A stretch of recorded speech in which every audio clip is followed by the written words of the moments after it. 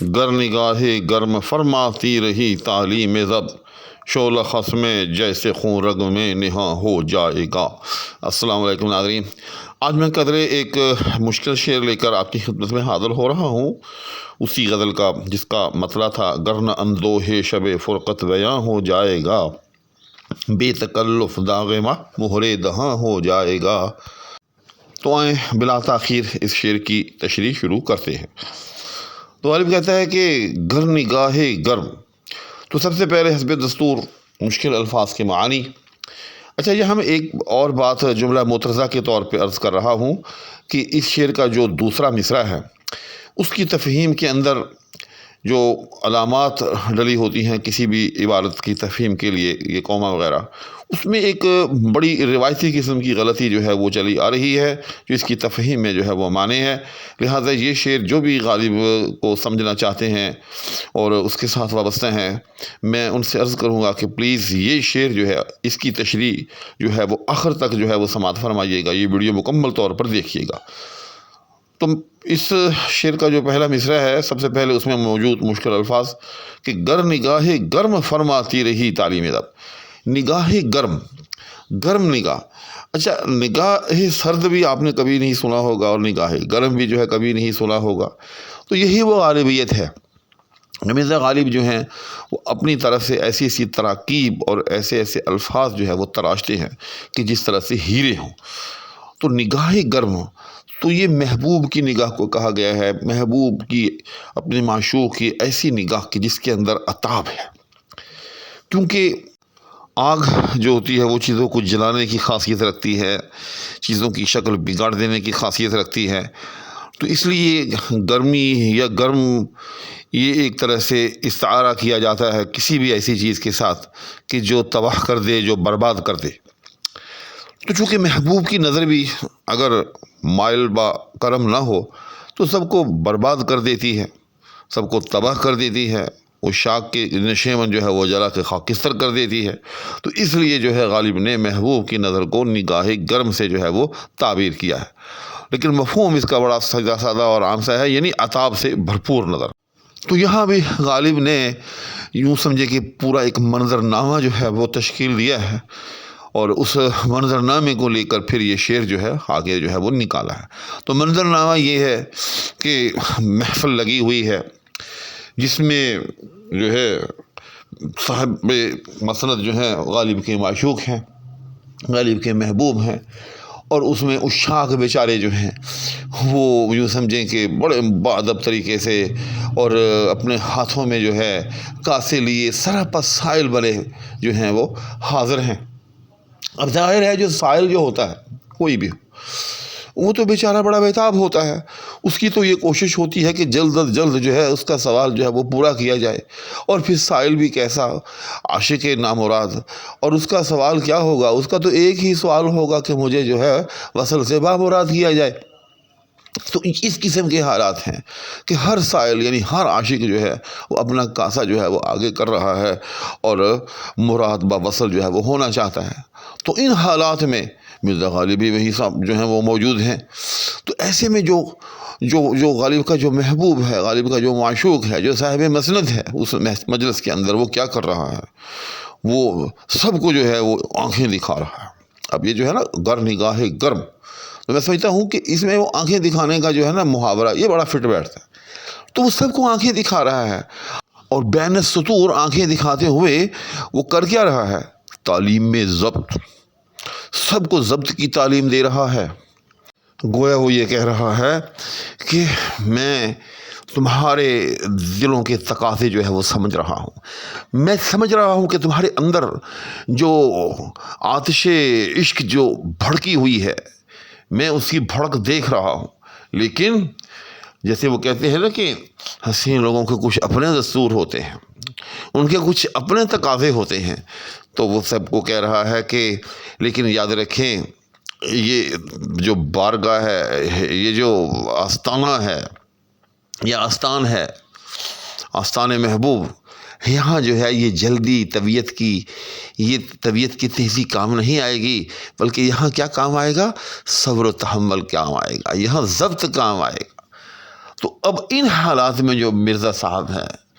وہ بھی بیٹھے ہیں، وہ بیچارے بڑا ضبط کیے ہوئے ہیں، لیکن کیا ہے، ضبط بھی جو ہے ایک خاص حد تک انسان کر سکتا ہے، کیونکہ پھر اس کے بعد جو ہے اس کے بڑے مضر اثرات جو ہیں وہ مرتب ہونا شروع ہو جاتے ہیں۔ چنانچہ مرزا غانم نے بھی ایک خاص حد تک جو ہے وہ ضبط کیا، لیکن جب دیکھا کہ اب کام جو ہے وہ ضبط سے آگے نہیں کر رہا ہے تو جھٹ جو ہے اپنے محبوب کو مخاطب کرتے ہوئے کہا کہ گر نگاہ گرم فرماتی رہی تعلیم ضبط، شعلہ خصم جیسے خون رگ میں نہاں ہو جائے گا۔ اب یہاں ایک بڑی اہم بات جو ہے آپ سب کے میں گوش گزار کرنا چاہتا ہوں، توجہ سے سنیے گا اور آخر تک سنیے گا کہ عام طور پر دواوین کے اندر یہ جو دوسرا مصرع ہے، شعلہ خصم جیسے خون رگ میں نہاں ہو جائے گا، اس کو دو حصوں میں جو ہے وہ کر کے لکھا ہوتا ہے، اور وہ دو حصے کیسے کہ شعلہ خصم جیسے، یہاں آگے کوما ڈلا ہوتا ہے، اس کے بعد خون رگ میں نہاں ہو جائے گا، اور بظاہر اس کا جو ہے وہ مفہوم یہ بنتا ہے کہ شعلہ خصم جیسے، کہ جیسے شعلہ خصم نہاں ہوتا ہے خون رگ میں نہاں ہو جائے گا، رگ میں خون جو ہے وہ نہاں ہو جائے گا۔ اب دیکھیے کہ اگر ہم اس کو اس طرح سے ہی سمجھنے کی کوشش کریں کہ شعلہ خصم جیسے، کہ جیسے خصم شعلہ ہوتا ہے خون رگ میں نہاں ہو جائے گا، رگ میں جو ہے وہ خون نہاں ہو جائے گا، تو یقین جانیے کہ اس کے کوئی معنی جو ہیں وہ ڈھنگ کے بنتے نہیں ہیں۔ ہاں، یہ الگ بات ہے کہ آپ تعویل کے ذریعے کھینچ تان کر کوئی معنی جو ہے وہ نکالنے میں کامیاب ہو جائیں، لیکن یہ کوئی بھی جو ہے درست معنی یہ اس طرح سے نہیں دے سکتا یہ مصرع۔ تو سب سے پہلے یاد رکھیے گا کہ اس مصرعے کو، اس کی جو درست ساخت ہے اس کے مطابق آپ پڑھیں، تب آپ جو ہے اس مصرعے کی معنی جو ہے وہ سمجھ سکتے ہیں۔ اور اسی بات کا اشارہ جو ہے میں نے اس ویڈیو کے شروع میں اس شعر کے حوالے سے کیا بھی تھا۔ تو یاد رکھیے گا کہ یہ جو دوسرا مصرع ہے، آپ نے اس کو 3 حصوں میں جو ہے وہ تقسیم کر لینا ہے۔ وہ کیسے کہ نمبر 1 شعلہ خصم، یہاں کوما ڈال دینا ہے، اس کے بعد جیسے خون رگ میں، یہ اس کا دوسرا حصہ کر لینا ہے، اور نہاں ہو جائے گا، یہ اس کا تیسرا حصہ کر لینا ہے۔ یعنی آپ نے اس کو اس طرح سے پڑھنا ہے، شعلہ خصم جیسے خون رگ میں نہاں ہو جائے گا، ٹھیک؟ یعنی اس کے 3 حصے ہو گئے، اور ان 3 حصوں میں یاد رکھیے گا کہ یہ جو دوسرا حصہ ہے درمیان والا، جیسے کہ اسکرین پر آپ جو میں نے عبارت لکھی ہوئی ہے اس میں آپ دیکھ رہے ہوں گے کہ اس میں 2 جگہ کومے ڈلے ہوئے ہیں، تو دونوں کوموں کے درمیان جو حصہ ہے، یعنی شعلہ خصم جیسے خون رگ میں، یہ جو دوسرا حصہ ہے جیسے خون رگ میں، یہ جملہ معترضہ ہے۔ جملہ معترضہ اس کو کہتے ہیں، یاد رکھیے گا، کہ جو کسی بھی سیدھے جملے کے درمیان میں آ جائے اس کو جملہ معترضہ کہتے ہیں۔ جملہ معترضہ کی اگر آپ اردو میں مثال سمجھنا چاہیں تو آپ یوں سمجھ سکتے ہیں، جیسے کوئی جملہ ہو کہ امجد صاحب جنہوں نے سرخ رنگ کا لباس پہنا ہوا ہے تشریف لے آئے ہیں۔ اب دیکھیں کہ یہ جو درمیان میں ہے، جنہوں نے سرخ رنگ کا لباس پہنا ہوا ہے، یہ جملہ معترضہ ہے، چونکہ امجد صاحب تشریف لے آئے ہیں،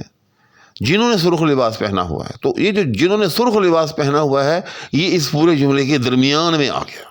امجد صاحب جنہوں نے سرخ لباس پہنا ہوا ہے تشریف لے آئے ہیں، تو یہ جو درمیان کا جو اس کی کلاز ہے، جنہوں نے سرخ لباس پہنا ہوا ہے، یہ جملہ معترضہ ہے۔ تو بعین ہی یاد رکھیے گا اس میں یہ جو درمیان کی کلاز ہے کہ جیسے خون رگ میں، گویا کہ یہ جملہ معترضہ ہے۔ تو آپ اس کو سمجھنے کے لیے اس کی نثر کو اگر آپ سیدھا کر لیں، یعنی جملہ معترضہ کو بجائے درمیان میں رکھنے کے آپ اس کو دائیں بائیں رکھ لیں اور اس کو پڑھنے کی کوشش کریں تو آپ کو بالکل واضح ہو جائے گا۔ تو اس کی سیدھی نثر، یعنی آپ یہ جو درمیان کا ٹکڑا ہے اس کو آپ دائیں یا بائیں رکھ لیں تو اس طرح بنے گی، جیسے خون رگ میں نہاں ہوتا ہے شعلہ خصم میں نہاں ہو جائے گا۔ لو، بات اتنی سی ہے، دوبارہ سن لیں، جیسے خون رگ میں نہاں ہوتا ہے شعلہ خصم میں نہاں ہو جائے گا، تو یہ اس کی سیدھی نثر ہوگی۔ لیکن اگر آپ اس کو شعر میں سمجھنا پڑھنا چاہیں تو جیسے میں نے عرض کیا کہ اس کو 3 حصے کریں، شعلہ خصم پہلا حصہ، جیسے خون رگ میں یہ دوسرا حصہ، نہاں ہو جائے گا یہ تیسرا حصہ۔ یعنی یہ جو نہاں ہو جائے گا جو ہے اس کا تعلق شعلہ خصم کے ساتھ ہے، اس کا تعلق جو ہے وہ خون رگ میں کے ساتھ نہیں ہے۔ بس اصل چیز یہ ہے، یہ بنیادی غلطی اس کو سمجھنے میں اور پڑھنے میں یہ ہوتی ہے کہ یہ جو ہے نا نہاں ہو جائے گا، عام طور پر جو ہے قاری جو ہے وہ سیدھا پڑھتے ہوئے اس کا تعلق جو ہے وہ رگ میں کے ساتھ کر دیتا ہے، یعنی خون رگ میں نہاں ہو جائے گا، نہ، یعنی آپ نے اس کو یہ جو نہاں ہو جائے گا ہے اس کو شعلہ خس کے ساتھ جو ہے وابستہ کرنا ہے. شعلہ خس میں جیسے خون رگ میں نہاں ہو جائے گا، یعنی شعلہ خس میں نہاں ہو جائے گا جیسے کہ خون رگ میں نہاں ہوتا ہے. اب جملے کی تفہیم تو ہو گئی اس کی عبارت کی. تو مقصد کیا ہے؟ تو مقصد اس کا بڑا واضح ہے کہ جس طرح سے رگوں کے اندر جو ہے خون جو ہوتا ہے وہ نظر نہیں آ رہا ہوتا لیکن رگوں میں دوڑ رہا ہوتا ہے، اس میں جوش بھی ہوتا ہے، اس میں سرخی بھی ہوتی ہے، دونوں چیزیں ہوتی ہیں. تو غالب کہتا ہے کہ اگر اسی طرح سے میرے محبوب تو نے مجھے ضبط پر مجبور کیے رکھا تو میری کیفیت ایسی ہو جائے گی کہ جو سمجھیں کہ شعلہ جو ہے وہ کسی گھاس کے تنکے کے اندر جو ہے وہ چھپا ہوا ہو. یہ بہت بڑا شعر ہے. میں سمجھتا ہوں کہ یہ غالب کی غالبیت کا ایک علمبردار شعر ہے، کیونکہ شعلہ جو ہوتا ہے آپ دیکھتے ہوں گے کہ شعلہ اور خس ان دونوں کا عام طور پر شعر و شاعری میں بہت تذکرہ کیا جاتا ہے، اور اس اعتبار سے کیا جاتا ہے کہ خس جو ہوتا ہے گھاس کا تنکا، وہ شعلہ جو ہے کوئی بھی اس تنکے کو آنے واحد کے اندر جو ہے وہ جلا کے رکھ دیتا ہے. آپ نے دیکھا ہوگا یہ عام طور پر گھاس پھوس کو لوگ جو ہے وہ نظر آتش کرتے ہیں، تو اگر گھاس پھوس سوکھا ہوا ہو اور اس کو آگ لگا دی جائے تو آنے واحد میں ایک لمحے کے اندر وہ سب کا سب وہ جو گھاس پھوس ہوتا ہے وہ جل کر خاکستر جو ہے وہ یا راکھ جو ہے وہ ہو جاتا ہے. تو غالب کہتا ہے کہ بس پھر میری ایسی ہی کیفیت ہو جائے گی کہ ایک آگ ہے جو میرے اندر چھپی ہوئی ہے اور میرا وجود جو ہے وہ سراپا خس ہے، سراپا گھاس کا تنکا ہے. اور جہاں جیسے میں نے عرض کیا کہ آگ اور گھاس کا تنکا دونوں اکٹھے ہو جائیں تو اس کا کیا نتیجہ نکلتا ہے؟ اس کا نتیجہ یہ نکلتا ہے کہ وہ گھاس کا تنکا جو ہے وہ آنے واحد کے اندر جو ہے وہ راکھ میں تبدیل ہو جاتا ہے. تو بس غالب کہہ رہا ہے کہ میری بھی کچھ ایسی ہی کیفیت ہو جائے گی، گویا کہ مجھ میں آپ نے ضبط پر مجبور کر کے ایک ایسی آگ جو ہے وہ بھر دی ہے، مجھے ایک ایسی آگ کو اپنے اندر جو ہے ضبط کرنے پر مجبور کر دیا ہے جو مجھے ایک لمحے کے اندر جو ہے جلایا چاہتی ہے. لیکن بس میں کیا کروں کہ تمہاری نظر گرم جو ہے اس کی تعلیم ضبط کی وجہ سے اپنے آپ پر ضبط کرنے پر مجبور ہوں، ورنہ میں ابھی ایک لمحے میں جس طرح سے کہ کوئی گھاس کا تنکا جو ہے آگ میں جل کر راکھ ہو جائے، میں بھی ایک لمحے کے اندر تمہاری آتش عشق کے اندر جو ہے وہ جل کر جو ہے ابھی راکھ ہو جاؤں. ابھی جو ہے اپنے اندر موجود سب کے سب جو جذبات ہیں، جو میرے سب کے سب خیالات ہیں، ابھی ساری محفل جو ہے ان کو میں بیان کر ڈالوں اور گویا کہ اس محفل کے اندر جل کر راکھ ہو جاؤں. تو اس شعر میں غالب نے ضبط کو انتہائی خوبصورت تمثیل کے ساتھ جو ہے وہ بیان کیا ہے. اس سے بڑھ کے ضبط کیا ہو سکتا ہے کہ کوئی گھاس کا تنکا جو ہے وہ آگ کے سامنے جو ہے وہ ڈٹ جائے، کیونکہ گھاس کے تنکے کی کیا حیثیت ہے؟ گھاس کا تنکا تو وہ چیز ہے کہ اگر اس کو آگ دکھائی جائے تو وہ فوراً جو ہے وہ جل کر خاکستر ہو جاتا ہے، راکھ ہو جاتا ہے. لیکن یہاں کیا کیا جا رہا ہے کہ ایک گھاس کے تنکے کو جو ہے وہ آگ کے سامنے اس بات پر مجبور کر دیا گیا ہے کہ تو نے جو ہے وہ جلنا نہیں ہے. آگ اس کے اندر چھپ گئی ہے اور وہ بیچارہ جو ہے اس بات پر مجبور ہے کہ میں نے پھر بھی جلنا نہیں ہے. تو دیکھیں کہ کتنی مشکل کیفیت ہو سکتی ہے. وہ ذرا تصور میں لائیں کہ گھاس کا تنکا ہے اور اس کے اندر جو ہے وہ آگ چھپی ہوئی ہے اور اس کو مجبور کر دیا گیا ہے کہ تم نے ابھی جو ہے جلنا نہیں ہے. تو یہی وہ غالبیت ہے. تو امید ہے کہ یہ شعر بھی آپ کو مکمل طور پر اب سمجھ میں آ گیا ہوگا اور اس کے تفہیم میں وہ جو قوموں کا کردار ہے دوسرے مصرعے میں وہ بھی آپ پر واضح ہو گیا ہوگا. ارادہ تو تھا کہ مزید اشعار بھی کرتا اور اس شعر کی تشریح بھی انتہائی مختصر کرتا، کیونکہ کچھ احباب نے مجھے کمنٹس میں اس بات کی طرف جو ہے وہ توجہ دلائی ہے میری کہ آپ جو ہے وہ ذرا اختصار کے ساتھ تشریح بیان کریں. لیکن میں کیا کروں، جیسے ابھی شعر کے اندر ابھی آپ نے دیکھا کہ میں نے کوئی ایسی غیر ضروری بات نہیں کی، لیکن پھر بھی جو ہے اچھی خاصی ویڈیو طویل ہو گئی ہے. لیکن بہرکیف انشاءاللہ میری کوشش جاری رہے گی کہ آئندہ جو ہے وہ مختصر سے مختصر ترین جو ہے وہ تشریح کی جائے. اسی کے ساتھ دعاؤں کی درخواست کے ہمراہ فقیر آپ سے اجازت چاہے گا. اللہ حافظ.